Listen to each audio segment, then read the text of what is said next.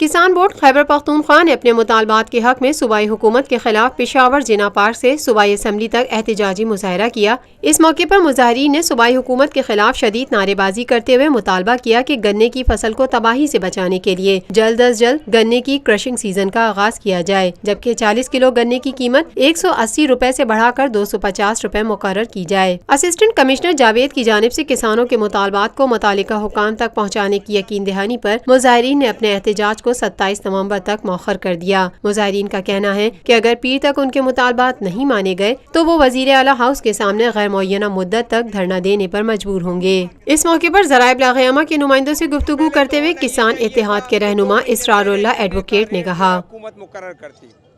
اب مسئلہ یہ ہے کہ 25 نومبر تک اگر گندم کاشت نہ ہو تو پھر اس کا وہ ییلڈ جو ہے وہ صحیح پیداوار نہیں دیتی۔ پہلے ایسے ہوتا تھا کہ 1 نومبر جو ہے اس سے شوگر ملیں گنے کی کرشنگ سٹارٹ کر دیتی تھی، بہت لیٹ ہو جاتا تھا تو 10 نومبر تک۔ اس وقت صورتحال یہ ہے کہ 23 نومبر ہو گئی ہے اور گنے کی جو ہے ابھی تک کرشنگ شروع نہیں ہوئی۔ اس کی وجہ سے اب جو ہے کاشتکار اپنی جو کھیت ہیں وہ گندم کی فصل کے لیے نہیں کر سکیں گے۔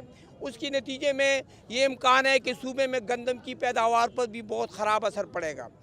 ہمارا مطالبہ یہ ہے کہ سب سے پہلے یہ ہے کہ فوری طور سے گنے کی کرشنگ کا آغاز کیا جائے۔ اسسٹنٹ کمشنر جاوید خان کا کہنا تھا، افسران والا کے حکم سے ہم ادھر آئے تھے، ان سے بات کی ہے، ان کے مشران سے بات کی ہے، انشاءاللہ 4 دن دیے ہیں، کوشش کریں گے افسران کو اس کی حل کرنے کی پوری کوشش کریں گے اور ان کو یہ احتجاج جو ہے افسران والا کو پہنچا دو گے۔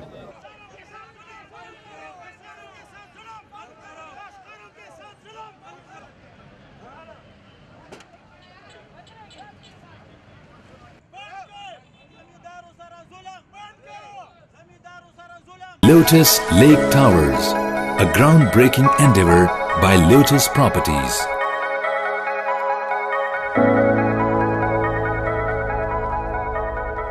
یہ ہے خبر کا جہاں اور آپ دیکھ رہے ہیں TNN TV۔